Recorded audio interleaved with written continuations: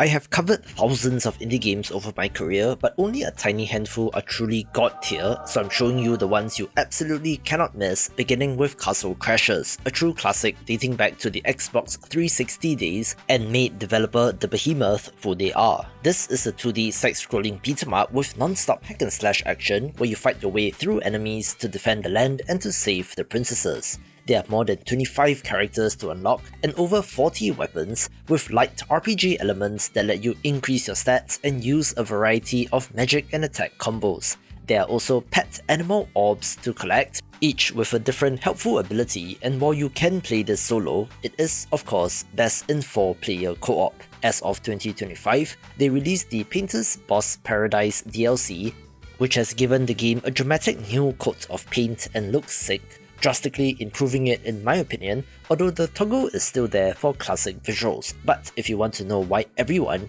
refers to this as the beat-em-up, then you got to give it a try. One of the most insane labours of love is Project Zomboid, an open-world zombie survival sandbox that drops you into towns overrun by zombies and asks the single question of how long can you last against a threat that never gives up. You loot homes, build defenses, and rely entirely on your own decisions because no help is coming, and every mistake pushes you closer to the moment where one bite ends it all. The zombies react to sight and sound, which means staying hidden and keeping lights low at night becomes part of the routine as you walk through hunger, thirst, boredom, and illness that will shape how you play. Craft tools, cook meals, and even build full forts by cutting down trees and scavenging whatever you can find while dealing with the challenges that seasonal changes bring, or even how to react when the power gets cut off. There's an insane amount of detail to the simulation, down to how to cook food, or that you might get bitten by zombies while in a car, if you forgot to wind up the windows and while still in early access. What is here is already insanely impressive and continues to get updates to this day. Another early access title that is already one of the biggest games is Palworld, an open world survival crafting and creature collection game where you're doing survival game stuff like punching trees to get wood, but this time can capture Pokemon-like creatures named Pals to help you along. These creatures can be used in combat, but can also be put to work on farms and factories, helping you establish a thriving, resource-producing base so that you can craft more powerful upgrades. The Pals can produce fire, generate electricity, or mine ore, and some are ideal for planting, watering, or harvesting, so it is up to you to find the right place for them. While there is essentially a Team Rocket equivalent in this world, the game is a lot less family-friendly than Pokemon, since the Pals can use guns to kill each other, and you can even sell or eat them, but it is this exact aspect which made the game huge, catering to a hungry audience of Pokemon fans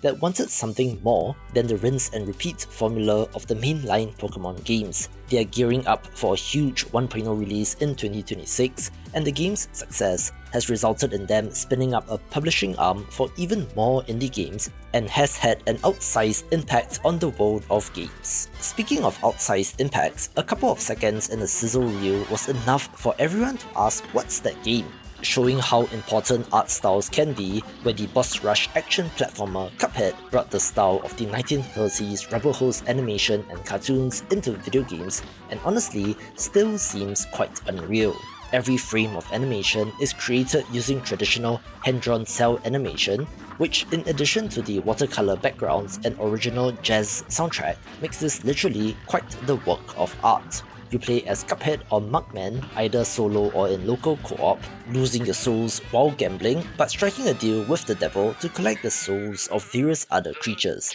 While there are run-and-gun segments, the multi-stage boss fights are the key highlights, varying in locations, inspirations, and design. Select from a variety of weapons and power-ups to deal with the different bosses, and master the parry and the timing of super moves if you want to be successful. Honestly, it might be a better experience watching rather than playing this title, since you will just be looking at the projectiles instead of the whole picture in the latter, being a very challenging but so satisfying experience. I think that one of the reasons why Cult of the Lamb is as popular as it is due to their social media strategy, with a simple add sex to the game tweet garnering over 49 million impressions and counting, growing their Twitter account to over 600,000 followers as of recording, which is mighty impressive work. This is an action roguelite crossed with a base building and management sim where you play as a possessed lamb rescued from certain death by an unknown stranger and having to repay that debt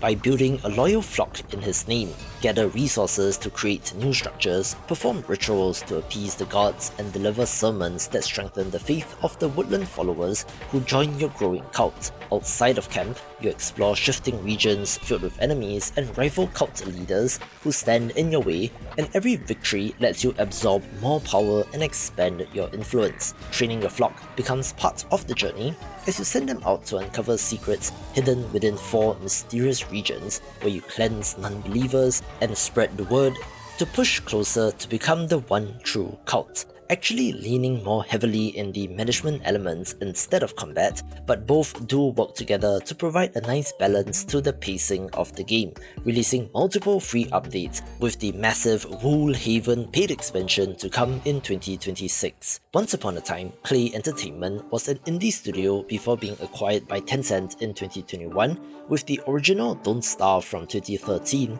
cementing their legacy as one of the all-time greats. This is an uncompromising wilderness survival game that drops you into a Tim Burton-esque nightmare wilderness with no instructions and expects you to figure things out on your own. You initially play as Wilson, a gentleman scientist who ends up in the parallel reality of the Constant, a place which mirrors the real world but has its own dangers, now facing shifting threats, odd creatures, and constant surprises that keep you on your toes, where you will eventually be able to unlock new characters with different abilities and traits, gather whatever resources you can find, and use them to craft items and structures, hunting, farming, researching, and fighting off enemies while keeping an eye on your health, hunger, and sanity. There is permadeath, so you have to start over from scratch every time you die, but each new run generates a completely fresh new map, so you never know what you'll run into, and is one of the early examples of procedural generation leading to plenty of replayability.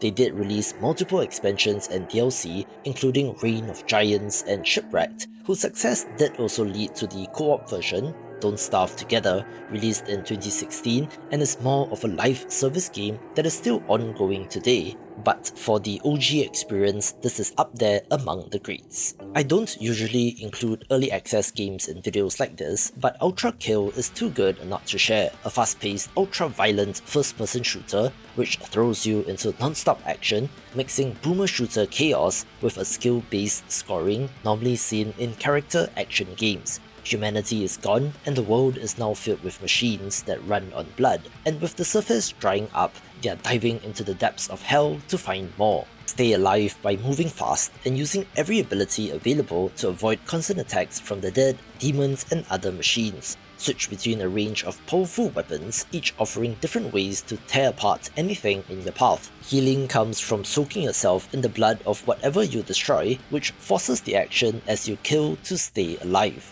The game rewards fast, stylish kills with combos that earn points, which can be spent between missions to expand your arsenal even further. The campaign takes you through varied environments inspired by Dante's Inferno, while individual levels pack in secrets and optional challenges. The more you lean into the speed and rhythm the game expects, the more everything clicks, resulting in a thoroughly exhilarating experience that is the indie FPS to beat at the moment. From the king of the meta horror game and the maker of Pony Island and the Hex comes Inscryption, a deck-building roguelike-ish game with escape room puzzles and psychological horror, set in a grim cabin where a mysterious game master forces you to play a sinister card game to test your luck and wit. You draft a deck of woodland creature cards, each with attack and health values, and place them into lanes opposite your opponent's cards, and when a lane is clear, your card strikes directly at the opponent, but each creature sacrificed or killed feeds bone tokens into your resource pool,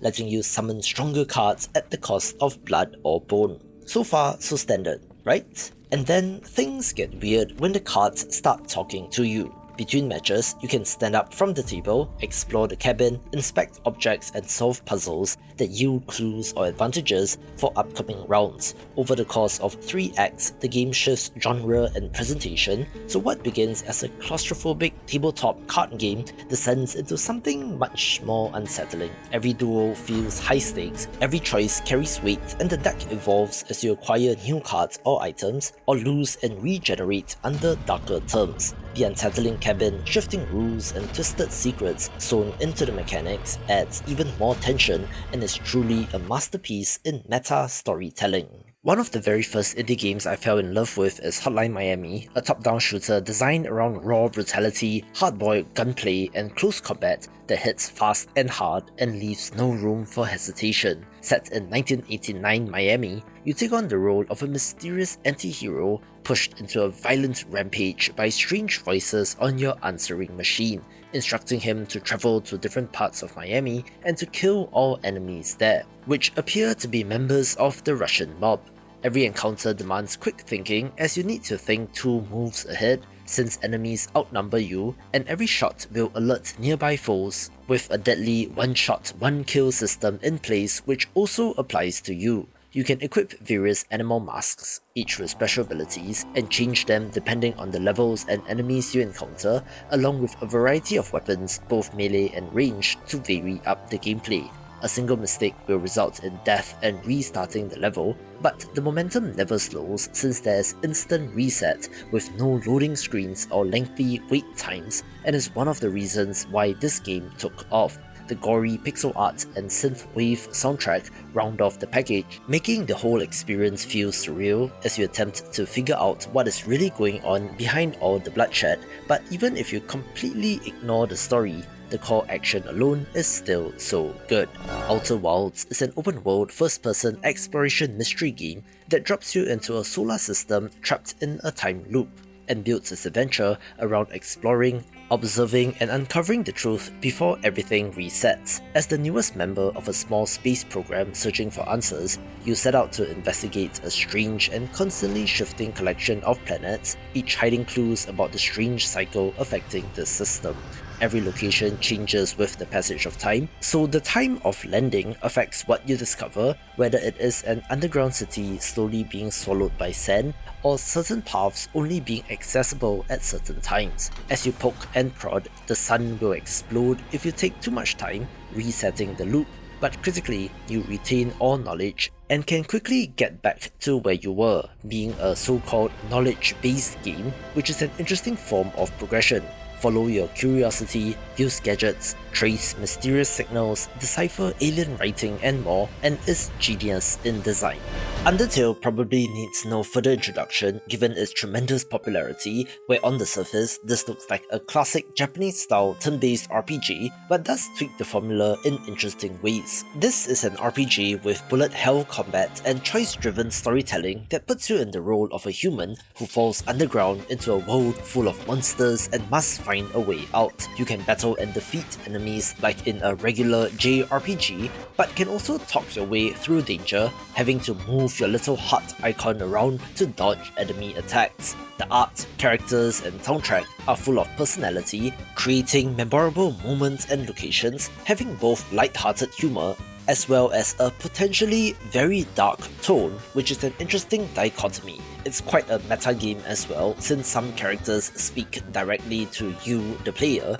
breaking the fourth wall, with both pacifist and genocide runs being unique in their own ways. The fandom is pretty insane with how deep they are into this game, which has crossed over to Deltarune as well, and is pretty legendary in terms of indie games. The game that kicked off the factory builder trend is Factorio, where you set up automated production systems across an alien planet, with the goal of constructing a rocket that will let you escape. The journey starts small with chopping trees, mining ores, and crafting by hand, but those first steps quickly lead into researching technologies, building infrastructure, and automating nearly every part of the workflow. Over time, this grows into conveyor belts, robotic arms, solar panel fields, oil refining and cracking, construction and logistics robots, train transportation networks, and a lot more to support your expanding resource needs. The planet pushes back against pollution, sending swarms of alien creatures to destroy your base, so constructing defenses becomes critical if you want to keep everything running smoothly.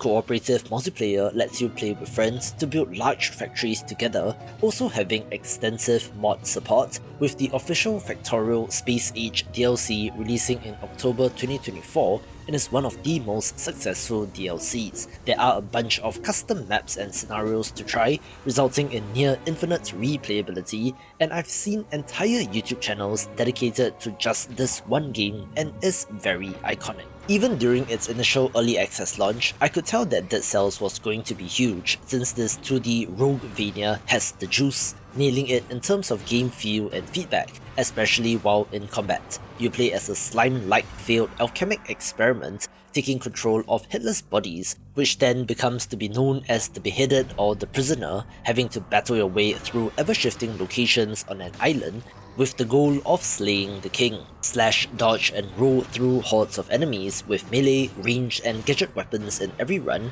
with responsive and tight combat, combining aspects of classic action games with an almost Souls-like rhythm, but does not have a stamina meter. Defeated foes drop cells that can be spent between runs to unlock permanent upgrades, new weapons or other enhancements, gradually building up your strength for the next attempt. The Metroidvania influence comes from special abilities that unlock alternate paths and biomes, with hidden scrolls and runes adding extra layers. Every death resets the run, but it is a roguelite and nailed that one more run gameplay loop, having a very interesting fake pixel art look, which is actually created based on 3D models and is legendary in the roguelite space. It's kind of amazing to see where indie developers have come from, since at the time of development, the team making Subnautica was about 20 to 30 people, whose tremendous success led to their team's growth and eventual acquisition by Crafton, which has blown up in their faces in recent months over Subnautica 2,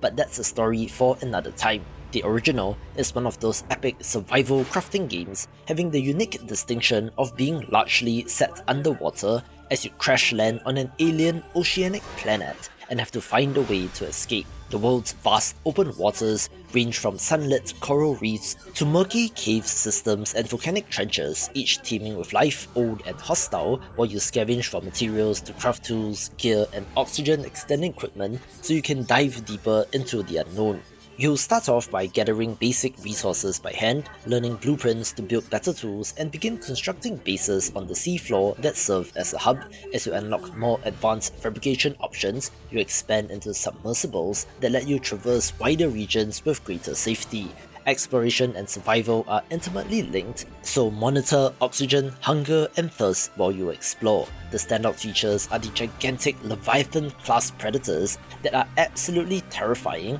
that might just give you a fear of the ocean if you don't have one, with an intriguing central mystery as you uncover more about the backstory of the planet. To this day, it still holds up and is one of my favourite survival games. Indie 2D platformers are perhaps the most overdone type of game, but somehow Celeste managed to break through, a narrative-driven precision platformer that follows Madeline as she climbs Celeste Mountain while facing her inner struggles. Jumping, dashing, and wall climbing form the foundation of the platforming here, which is simple to learn but can be complex in execution as you string them together to thread through tightly designed screens filled with spikes, seesaws, wind, and other hazards. Every fall sends you back almost instantly, encouraging repeated attempts and learning from each mistake, while the world unfolds through more than 700 handcrafted screens that mix thoughtful pacing with escalating challenges and secret paths. As you climb, you can gather optional collectibles like the strawberries and unlock brutal alternate B and C side levels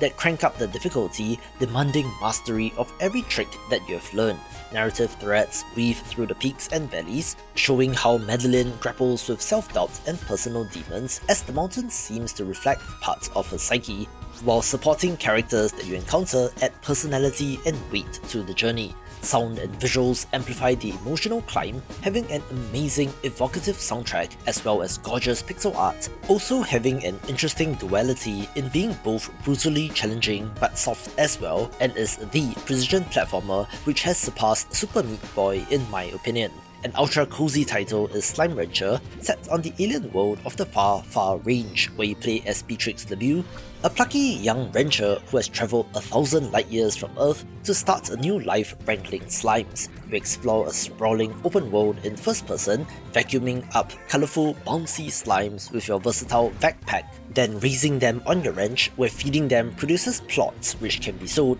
allowing you to purchase more upgrades. These include better gear for exploration, as well as upgrade to pens, farming plots and expansion of your home base. As you gather more slimes and resources, you can plant crops, manage supplies to optimize plot production, create hybrid Largo slimes, and carefully avoid disastrous tar outbreaks. As you explore, you'll discover gigantic Gordo slimes which you can feed until they pop, unlocking a portal which allows you to get to new areas, and then the loop begins anew with new slimes, resources and more. While there is a narrative and story, this is mostly in the background, told through journal entries and the like, with the core wrenching gameplay loop being excellently designed, so much so that there is a great sequel as well, but the original is still worth going back to. The student has surpassed the master in Satisfactory, a game which is essentially first-person Factorio, again set on an alien planet, in which you are tasked with constructing sprawling multi-story factories. Playing as a pioneer tasked with gathering resources on behalf of your employer, begin with simple tools and raw materials scattered across the landscape, then place miners, smelters, constructors and conveyors to create vast production lines that turn ore into plates, circuits and complex components without your direct intervention. Advance up the tech tree and unlock new machines, power systems, logistics upgrades, vehicles and automation tools, with each tier reshaping how you design and optimize your sprawling factory empire. Explore diverse biomes, each with their own valuable resources, but also has environmental hazards and creatures that react to your presence. Power management adds another layer of strategy, as you move from simple biomass generators to advanced power grids with the massive logistics and transportation networks involving conveyors, lifts, trucks, trains and even drones playing a role as well, and is best in class at the moment. A genre-defining title is Slay the Spire, a roguelite deck builder whose popularity spawned a whole bunch of clones, where, like Dead Cells, there was immediately something special with this game even while it was in early access. You are climbing a mysterious spire, crafting a unique deck of cards and using it to outwit enemies, traps and bosses. Choose from one of 4 unique characters, each with a distinct starting deck and playstyle, then start your ascent through a branching map that leads to encounters, events, shops and rest spots, while the layout changes every run. The cards you play are constrained by a shared energy pool, so you have to be strategic about what you play, in what order and which enemy you target, since their intentions are all telegraphed, which makes this strategic instead of random. After combat, you earn gold, new cards and relics with powerful passive effects, evolving your build as you go along, with the possibility of some very overpowered combinations. Permadeath resets your current run, but you unlock new cards with every attempt, and critically, there is no stat increase meta progression system, so you cannot simply grind your way to victory. However, when this game clicks, it really does, being one of the most compelling titles that is simply excellent. Another legendary indie game is The Binding of Isaac Rebirth, an action roguelite with biblical influence where a young boy flees into the basement after his mother hears a voice and believes she must sacrifice her own son to prove her faith. Like Castle Crashers, this was part of the early wave of indie games, starting off life as a flash game, then evolving through the years, in which you explore randomly generated rooms and floors filled with grotesque creatures, traps, secrets and bosses. You fire tears to defeat enemies, while picking up bizarre treasures that alter your form, grant new abilities or radically shift how each run unfolds, with the seemingly infinite number of possible combinations in how the relics synergize with each other being the core appeal. Similar to older roguelites, the progression between runs is about unlocking items which then get added to the item pool and then has a chance to show up in future runs, as well as the unlocking of new playable characters. There are a number of DLC, each of which added a ton of content, with updates adding co-op support as well, and is the favourite roguelite of many indie game fans. 2024 was an insane year for indie games, and sitting right at the top of the pile was BELLATRO, a poker-inspired roguelite deck builder in which you are using poker hands to score points, but the wild synergies with the Joker cards allow for some truly astonishing combos, which almost lets you break the game. In each round, you draw from the 52 card deck and use your limited hands and discards to form valid poker combinations that score chips, then use those chips to defeat the blind score in order to pass and complete the round. You can visit shops to buy new jokers and cards with special card effects like gold or glass that vary up the scoring.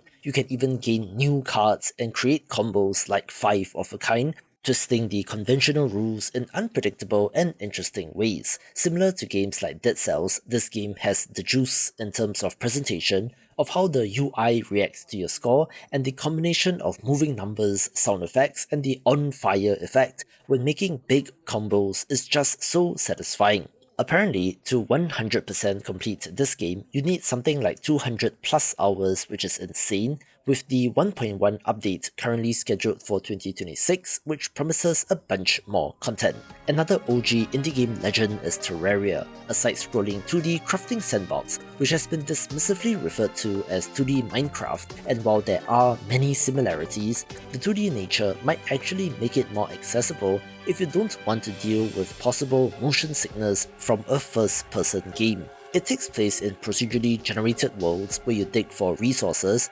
craft gear and build structures while exploring vast underground caverns, forests, and floating islands. Starting with simple tools like a pickaxe, axe, and sword, you mine ores, chop wood, and craft better weapons, armor, and tools so you can withstand increasingly dangerous foes and environmental hazards. Your home base is a critical part of the experience since you can build housing to attract helpful NPCs to come live there with useful services. This has a very interesting way of dealing with boss fights, since some of these have to be manually summoned with special items or by interacting with the environment, allowing you to prepare as much as you want until you are ready. When defeating these powerful enemies can result in the drop of rare resources required to progress the game. I still remember playing an early version of this, having to use Hamachi to set up a LAN-like network to play with a friend, and what a journey it has been, from the release of hard mode to crossovers with Palworld and Dead Cells to the Journey's End updates,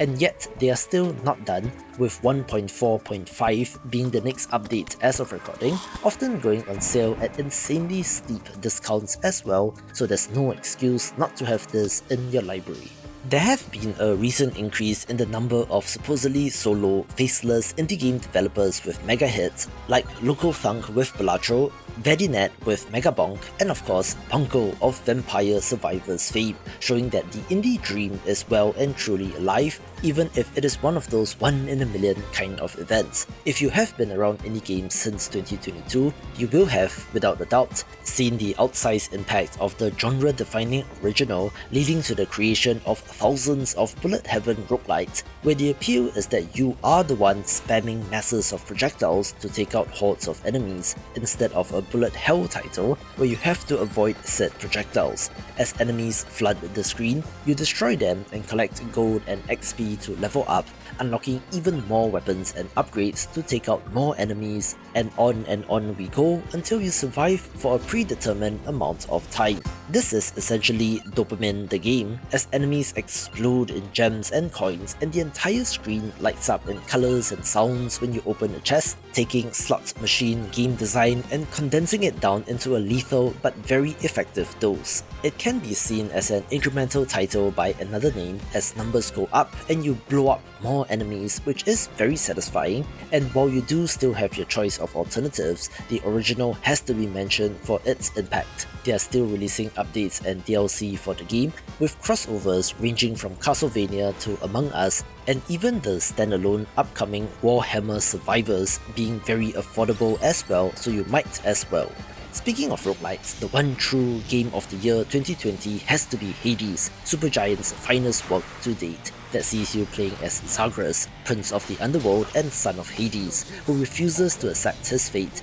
and attempts to escape from the realm of the dead towards the surface. Combat is fast, fluid and visceral as you mix attacks, magic casts, dashes and specials, tackling rooms of enemies while picking up boons from the Olympian gods that dramatically alter your abilities with effects like lightning strikes, critical hits, shields and more. Every attempt is a fresh gauntlet of handcrafted but randomized order of chambers, each with foes, traps and rewards, but critically, this game showed how to do storytelling in roguelites, with characters that develop after every death. While boss variety is limited as compared to other roguelites, the 6 weapons vary greatly, each having alternate forms, all of which interact with the Olympian boons in interesting ways, with a step-based meta progression system that should allow you to eventually beat the game. But then there are optional challenges as you crank up the heat for maximum challenge. While there is a sequel which is fantastic, the original still has my heart after all these years and is highly recommended by me.